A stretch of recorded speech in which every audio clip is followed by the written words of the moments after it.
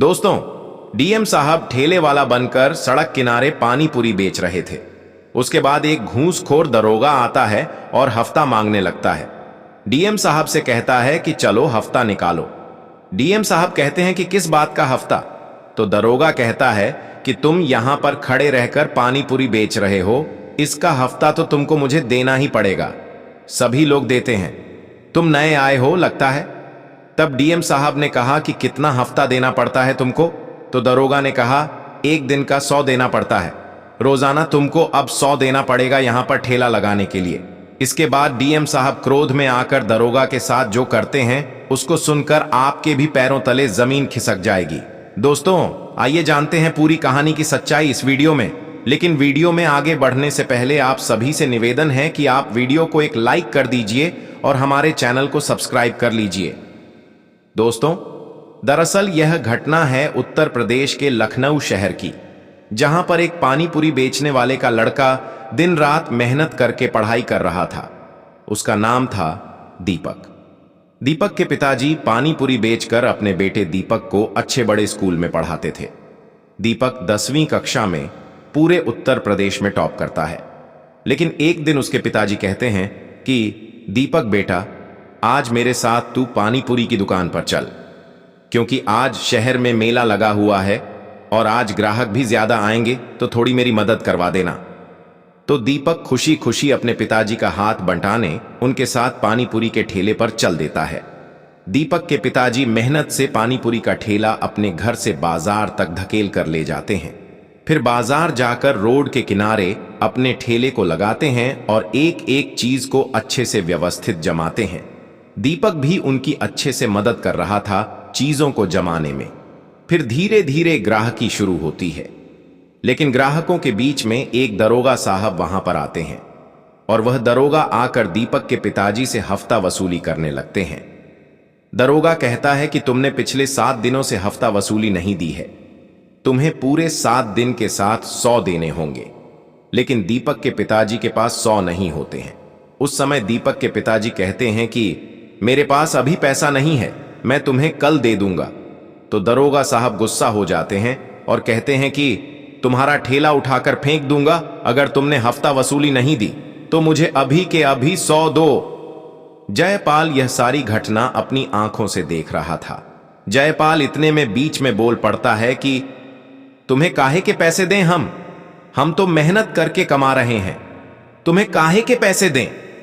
इतने में दरोगा और ज्यादा गुस्सा हो जाता है और जयपाल दीपक के पिताजी को कहता है कि तुम दे रहे हो या मैं तुम्हारे ठेले को उठाकर गिरा दूं। दीपक के पिताजी दरोगा के पैर पकड़ने लग गए और गिड़गिड़ाकर कहने लग गए कि मेरे पास अभी पैसे नहीं हैं, मैं तुम्हें कल कैसे भी करके पैसे दे दूंगा।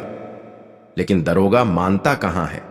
दरोगा और ज्यादा गुस्सा हो जाता है और वह पानीपुरी के ठेले को उठाकर फेंक देता है।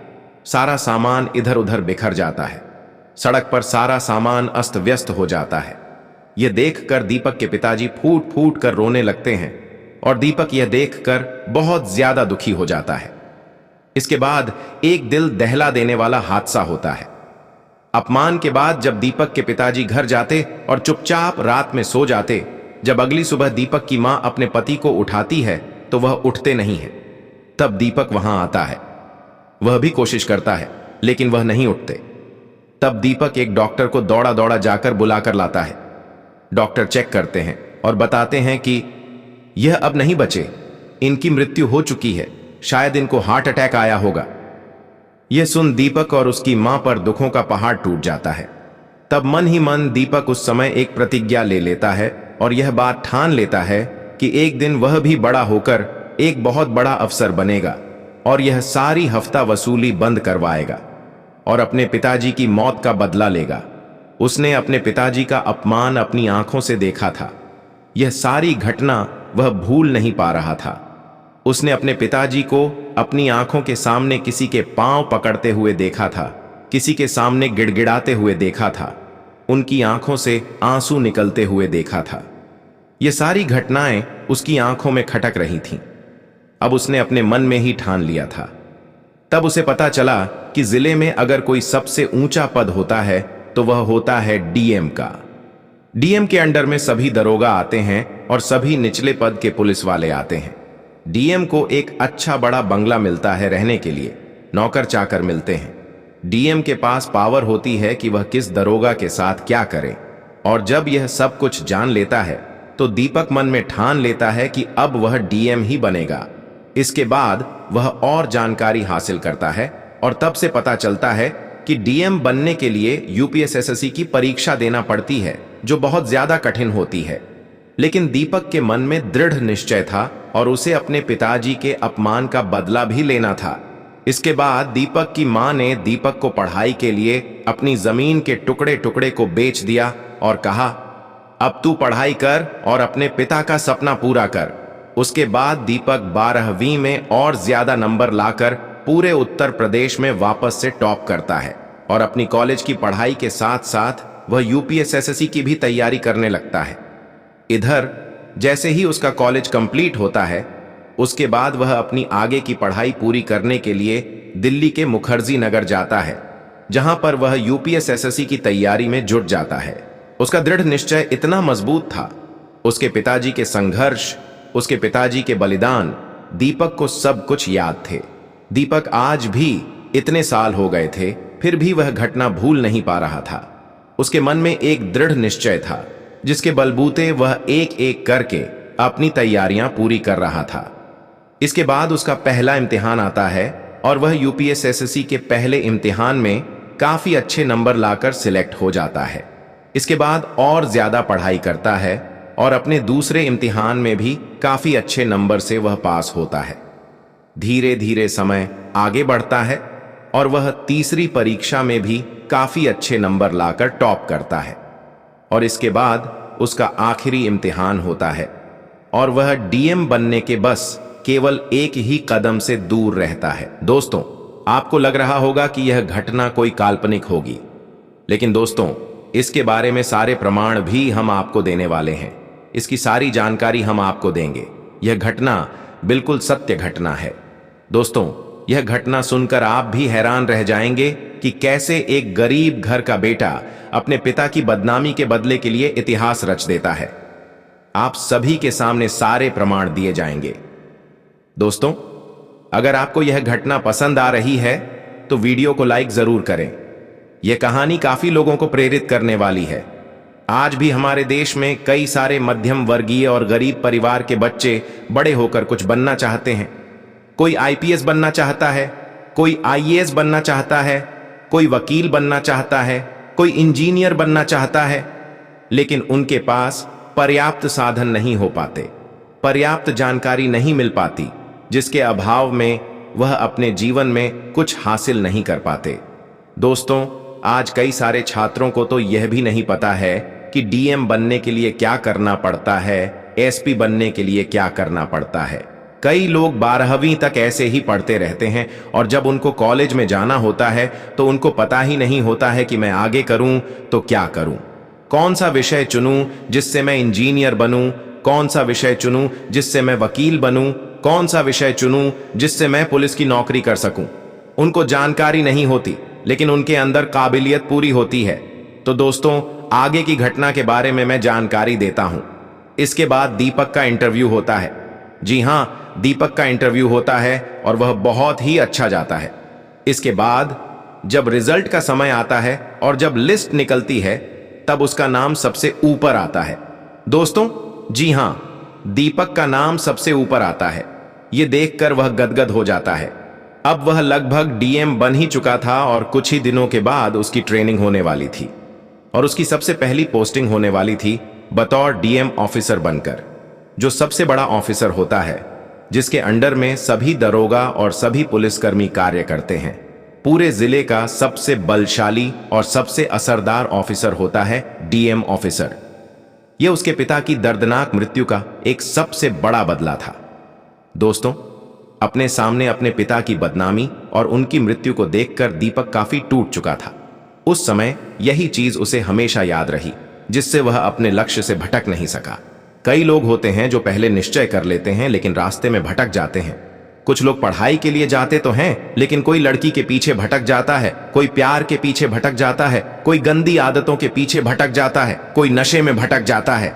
दोस्तों, करना तो सब चाहते हैं, जरूरत सबकी होती है, निश्चय सभी करते हैं, लेकिन वह लक्ष्य हासिल करना आसान नहीं होता है। उस लक्ष्य को हासिल करने के लिए अपने मन पर भी काबू रखना पड़ता है, अपने मन को केंद्रित करना पड़ता है, जो दीपक ने बखूबी किया। और किस्मत से उसकी सबसे पहली पोस्टिंग भी लखनऊ में हुई। जी हां, उसी लखनऊ में जहां पर उसके पिताजी को बदनाम किया गया था।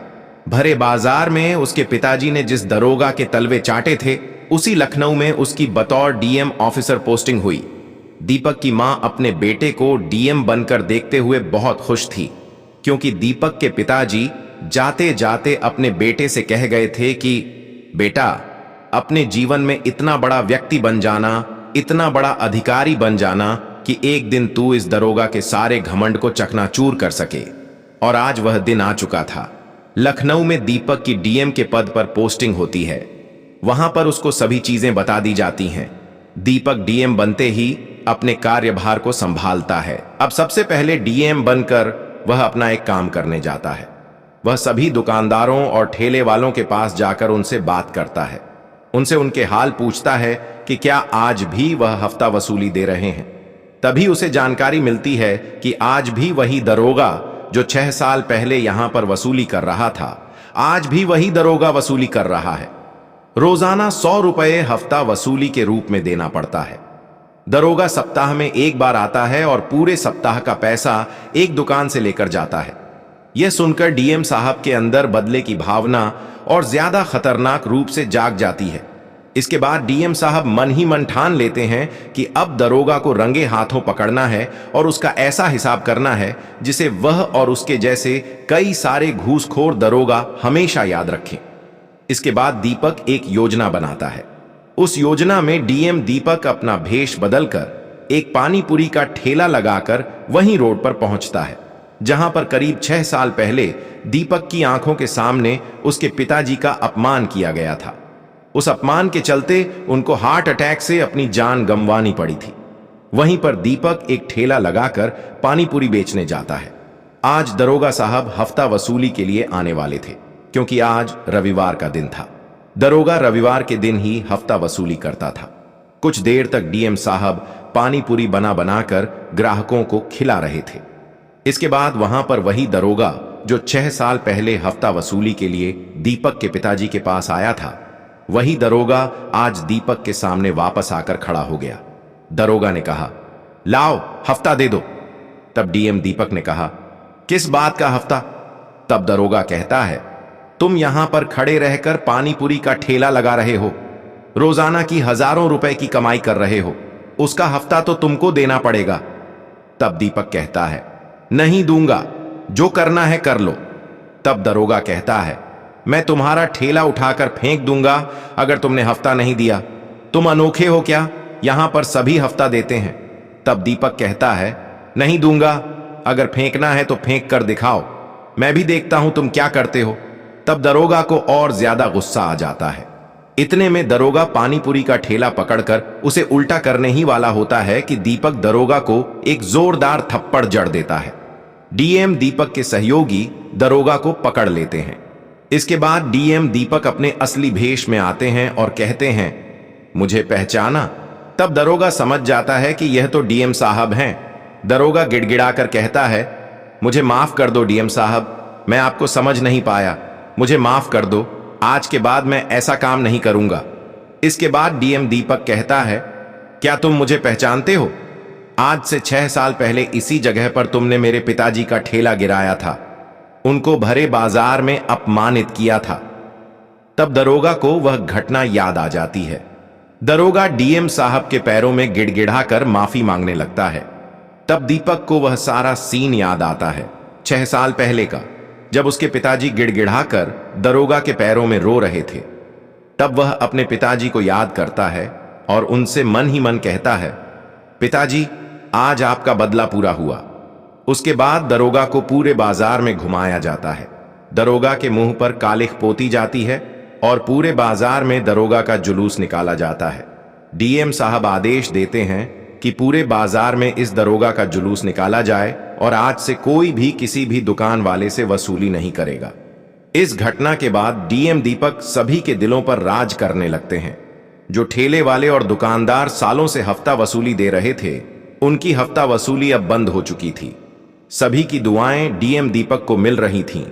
दोस्तों, इस घटना से आपको क्या सीख मिलती है? किस तरह से एक गरीब परिवार के लड़के ने अपने पिता का बदला लेने के लिए डीएम की तैयारी की, यूपीएसएससी में टॉप किया और अपने पिता का बदला लिया। आप क्या कहना चाहते हैं डीएम साहब दीपक के बारे में? आप क्या कहना चाहते हैं उस घूसखोर दरोगा के बारे में? आपकी जो भी राय है कमेंट बॉक्स में लिख सकते हैं, लोगों के साथ शेयर कर सकते हैं।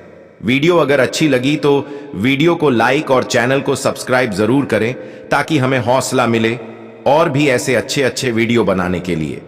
इन कहानियों को सुनाने का उद्देश्य किसी को परेशान करना बिल्कुल भी नहीं है। यह कहानी आपको इसलिए सुनाई जा रही है ताकि आप लोग इन कहानियों में से कुछ ना कुछ सीख सकें और अपने जीवन में उस चीज को अप्लाई कर सकें। मिलते हैं किसी अगली वीडियो में नए टॉपिक के साथ। तब तक के लिए आप सभी का बहुत बहुत